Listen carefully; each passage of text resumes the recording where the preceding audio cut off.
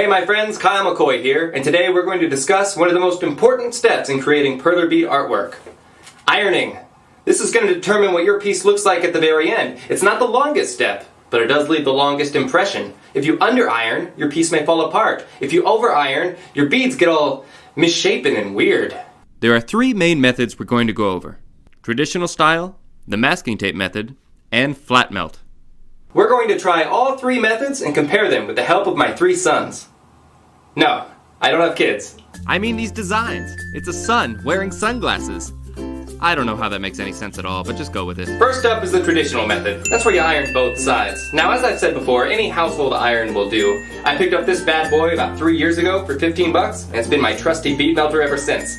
But before you start, make sure that there is no water in your iron. You do not need it. H2 no.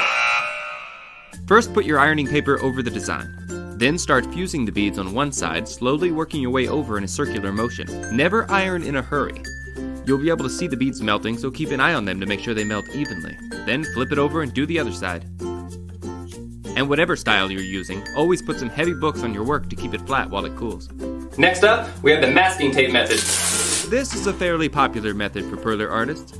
You start by tearing off strips of masking tape and lying them on your work. Apply some pressure to make sure they stick to the beads. You want them to overlap, but not too much. Once your work is covered, you want to make sure the tape is firmly sticking to the beads, so give it a little massage, especially around the edges. Now, this tape has created a seal around the beads. When you iron, that little air pocket in there may mess up your design, so take something with a small point, like a pen, and simply poke a tiny hole through the tape at the bead's center. Do this for every bead, and it will release the built-up air inside. And now it's business as usual, just ironing the exposed side in a circular motion. And finally, there's flat melt. I bet you can guess what that name means. We iron one or both sides of the design until the beads have melted almost flat, so the pixels will look more like squares than circles.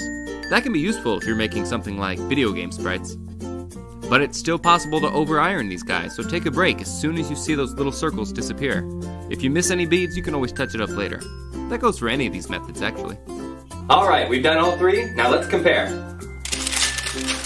Traditional. Sturdy. Feels good. Could be used in tons of larger projects or just a project in and of itself. Masking tape method. The main appeal here is the clean, uniform look to the unironed side of the beads. It's a bit fragile, but that doesn't matter if you're going to mount to a canvas. And flat melt. Very solid, clean lines. Nice. What's my favorite? Well, since you asked. Traditional. You see, I create a lot of multi-layered artwork, so I need the pieces to be pretty solid so they can stand up on their own. So why not flat melt? Because I think ironing can be used as a nifty shading tool. Check out the traditional one again. I melted this side slightly more so the holes filled in. The less melted sides are open, so when your eyes see it, this side looks darker, like a shadow.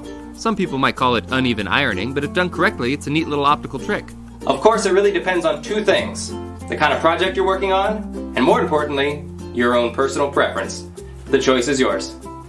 And yes, I'm aware that the sun wouldn't have a shadow on it, but it wouldn't have sunglasses either, so give me a break. In conclusion, if I were Goldilocks, I might say that the masking tape method is too cold, while the flat melt is too hot. But the traditional method, just right. Well, thanks for watching. Hopefully you find this video helpful. If you do, leave a comment telling me your favorite ironing method and why. Until next time, I'm Kyle McCoy, and happy purling.